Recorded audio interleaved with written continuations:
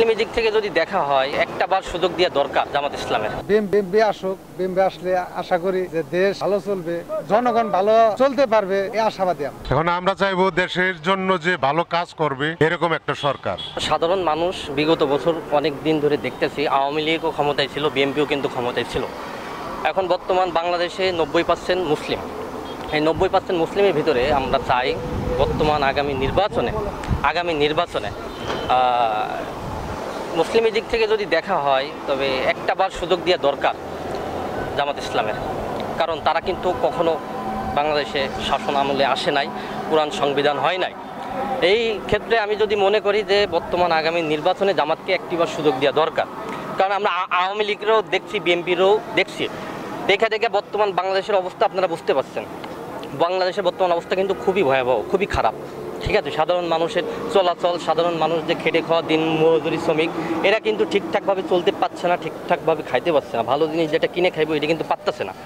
সব দিক থেকে মিলিয়ে আমরা দুই দলই দেখছি। এবার আগামী নির্বাচনে আমরা চাই ইনশাল্লাহ জামাত ইসলাম ক্ষমতায় আসুক। আমি যেটা মনে করি এখন বর্তমান আইন শৃঙ্খলা বাহিনীর দিক থেকে প্রধান উপদেষ্টা ডক্টর ইউনূস খুবই ব্যর্থ।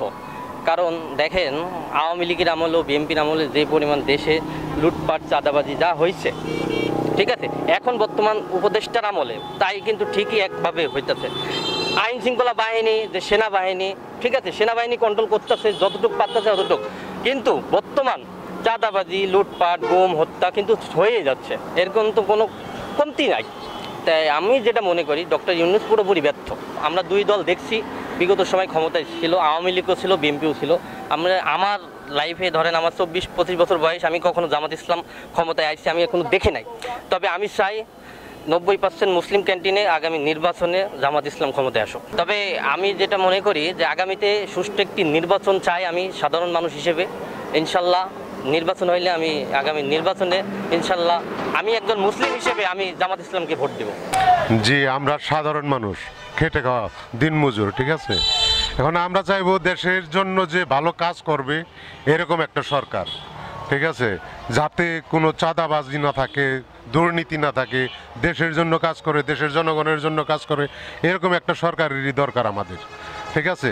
এখন বর্তমান যে পরিস্থিতি প্রেক্ষাপট চলতে আছে তাতে আমার মনে হয়, আমার ব্যক্তিগতভাবে মনে হয় যে ইউনূস স্যারকে আরও বেশ কিছুদিন বা আরও কয়েক বছর রাখা উচিত, ঠিক আছে। তার অধীনে দেশটা আরও কিছুদিন চলা ভালো। তারপর বিএনপি একটা সংখ্যাগরিষ্ঠ দল, এটা আমরা পছন্দ করি, আমরা এটা সাপোর্ট করে আসছি আগে থেকেই, ঠিক আছে, এখনও সাপোর্ট করি। তো বিএনপি তো ক্ষমতা আসবে ইনশাল্লাহ, এটাই আশাবাদী। এখন অনেক ভালো আছে, আর কথা বললে তার কোনো নাই। উনি যেভাবে চালাইছে, মানে নইটা পিঠা খাইয়া যা পারছে আমার দিচ্ছে, না পারলে না দিচ্ছে, মানে উনি রিপেট করছে।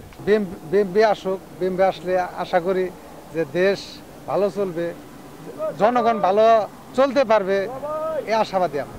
যত দূরত্ব নির্বাচন হবে তত দূরত্ব আমরা আশাবাদী যে বিএনপি সরকার গঠন করলে বাংলাদেশটা ভালো চলবে, এইটাই আমরা আশাবাদী। যখন শেখ হাসিনার ক্ষমতার সময় আমরা এটা পারি নাই, আমরা রাস্তাঘাট দিয়ে রাত 10টা বাজে পরে যে আমরা হাইটা বাসায় যাবো এরকম কোনো নিরাপত্তা বা প্রশাসনের দিক দিয়ে যে আমরা একটা আত্মবিশ্বাস ওই সময় ছিল না।